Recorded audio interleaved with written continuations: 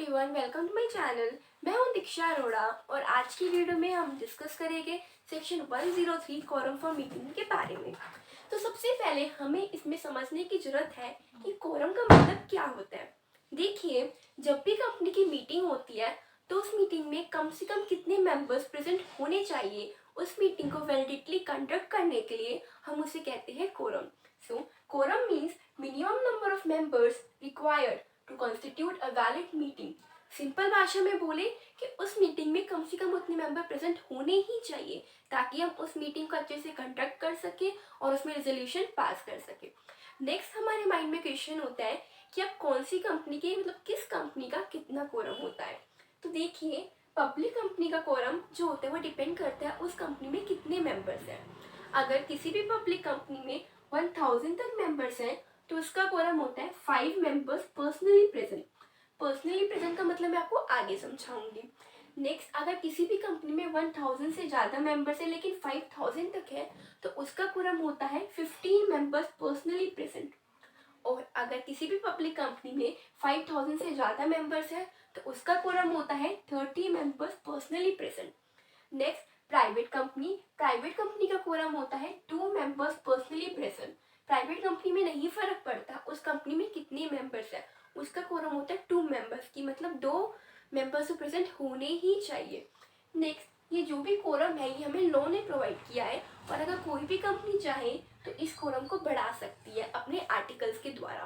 तो it this quorum is subject to articles में provide higher number. It means अगर किसी भी कंपनी के 700 मेंबर्स हैं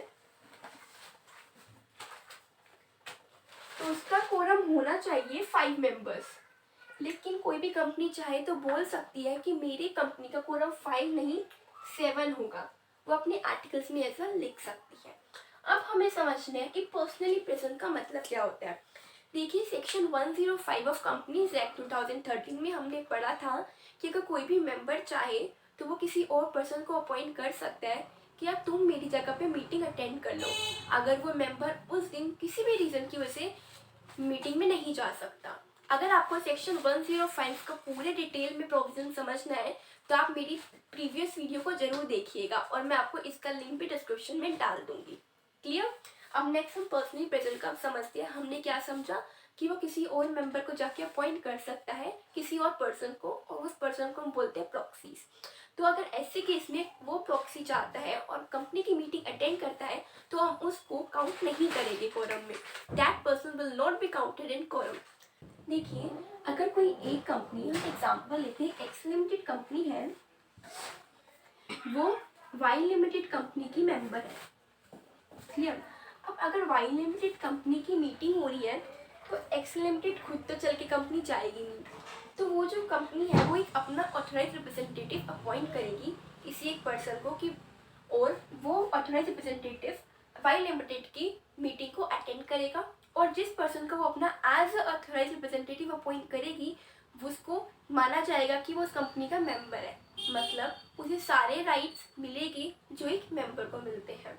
और ऐसे ही अगर कोई भी गवर्नर ऑफ स्टेट या फिर प्रेसिडेंट ऑफ इंडिया अगर किसी भी कंपनी का मेंबर है तो वो एक ऑथराइज रिप्रेजेंटेटिव को अपॉइंट करेगी और वो उस कंपनी की मीटिंग को अटेंड करेगा उनके बिहाफ पे, और उसे भी ऐसे ही सारे राइट्स मिलेंगे जो एक मेंबर को मिलते हैं।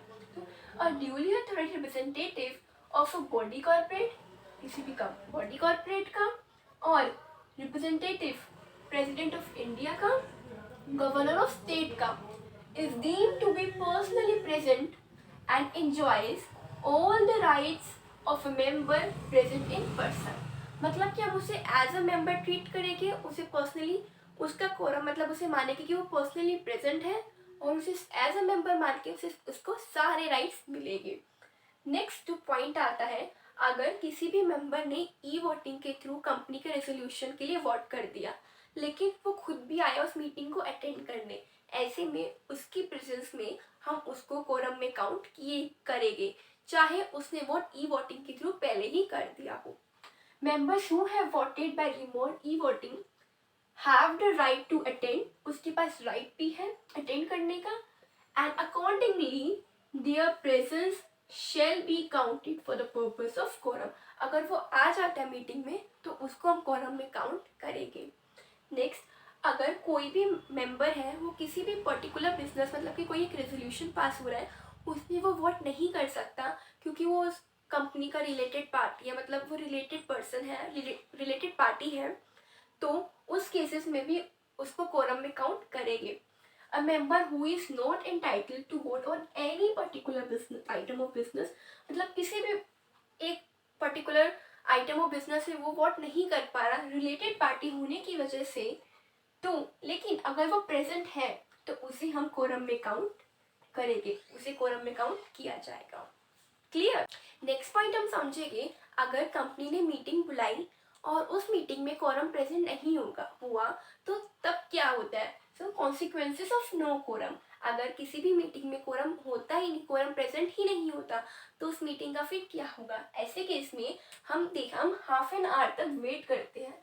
अगर जिस जो समय था मीटिंग का, कि जैसे कि हमने बोला कि मीटिंग जो है वो 10 बजे स्टार्ट होगी, तो हम 10 बजे से लेके 10:30 तक वेट करेंगे हाफ एन आवर कि कोरम प्रेजेंट होता है, मेंबर्स आते हैं. लेकिन अगर हाफ एन आवर तक भी कोरम प्रेजेंट नहीं हुआ, उतने मेंबर्स नहीं आए, ऐसे केस में क्या होगा. अगर वो मीटिंग या तो चाहे एजीएम हो या चाहे ईजीएम हो जो बोर्ड ने बुलाई है, अगर वो मीटिंग बोर्ड ने बुलाई है चाहे एजीएम हो ईजीएम हो, वो मीटिंग एडजर्न्ड हो जाएगी. कब एडजर्न्ड हो जाएगी. Next week same time same day.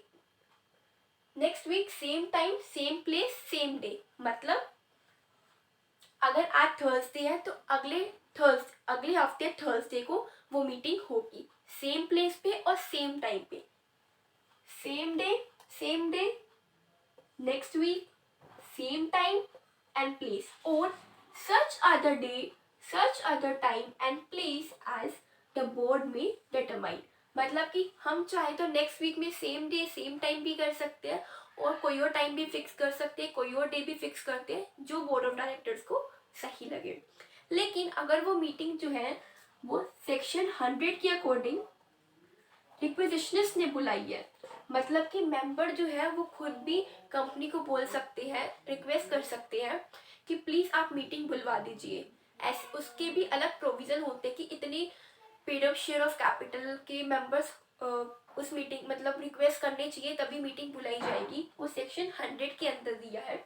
ऐसे केसेस में अगर कोरम प्रेजेंट नहीं होता तो वो मीटिंग कैंसिल हो जाएगी. देखिए, अब आप खुद ही देखिए, मेंबर्स ने खुद ही मीटिंग बुलाई और खुद ही नहीं मेंबर्स आए, तो फिर वो मीटिंग का एडजर्न करने का कोई फ़ायदा ही नहीं, इसलिए वो मीटिंग कैंसिल हो जाएगी. हम पॉइंट समझेंगे एडजर्न मीटिंग का. अगर कंपनी अपनी मीटिंग को एडजर्न कर देती है, ऐसे केसेस में कंपनी को जिस दिन वो एडजर्न मीटिंग की है, मतलब कि जिस दिन वो मीटिंग होगी उसके कम से कम 3 दिन पहले कंपनी को नोटिस भेजना होता है मेंबर्स को अपनी एडजर्न मीटिंग के लिए. या तो वो नोटिस इंडिविजुअली भेज सकते हैं या फिर वो एडवर्टीजमेंट पब्लिश कर सकते हैं न्यूज़पेपर में. कितने 2 न्यूज़पेपर में वो एडवर्टीजमेंट पब्लिश करेगा, या फिर एक इंग्लिश न्यूज़पेपर में और एक वर्नेकुलर लैंग्वेज, मतलब जहाँ पे कंपनी का रजिस्टर्ड ऑफिस सिचुएटेड है उसके आसपास की जो लैंग्वेज है उस लैंग्वेज की न्यूज़पेपर में वो एक एडवर्टीजमेंट पब्लिश करेगी जिसमें वो बताएगी कि मीटिंग एडजर्न हो गई है और मीटिंग का क्या डेट है, क्या डे है, क्या टाइम है, क्या प्लेस है. क्लियर. अब लेकिन अगर एडजर्न मीटिंग में भी कंपनी का कोरम प्रेजेंट नहीं होता, ऐसे केसेस में क्या होगा हम इसे एक एग्जांपल के थ्रू समझेंगे. एक कंपनी है ए लिमिटेड, उसके 700 मेंबर्स हैं, तो उसका कोरम होगा 5 मेंबर्स पर्सनली प्रेजेंट. लेकिन उस कंपनी की पहली जो मीटिंग हुई थी उस मीटिंग में कोरम नहीं आया. कोरम ना आने की वजह से हमने उस मीटिंग को एडजर्न कर दिया और उस एडजर्न मीटिंग में भी कोरम नहीं आया.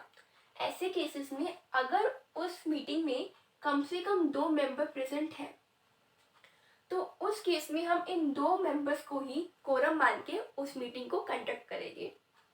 लेकिन अगर 2 भी प्रेजेंट नहीं, 1 प्रेजेंट है तो फिर कोरम नहीं माना जाता. क्यों? क्योंकि मीटिंग का मतलब ये होता है कि ग्रुप ऑफ पर्सन्स आएंगे, कुछ डिस्कस करेंगे. अब 1 मेंबर है तो हम उसको मीटिंग एक मान ही नहीं सकते। एक मेंबर खुद में मीटिंग कैसे कर सकता है, आप खुद सोचिए। इसलिए अगर कम से कम 2 भी प्रेजेंट हैं तो हम उसे कोरम मान के मीटिंग को कर देंगे, क्योंकि ऑलरेडी एक बार एडजर्न हो चुकी है कोरम की वजह से, दोबारा एडजर्न करना नहीं है, इसलिए हम उसको कोरम मान के मीटिंग कर देंगे। Next, if meeting is adjourn sine die or for more than 30 days.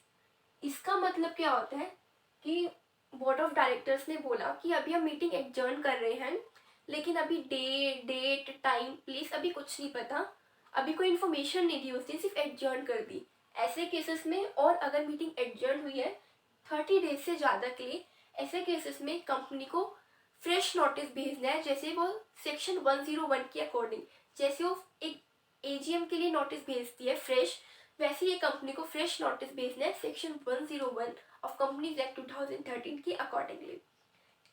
Clear? Next, resolution pass at adjourn meeting.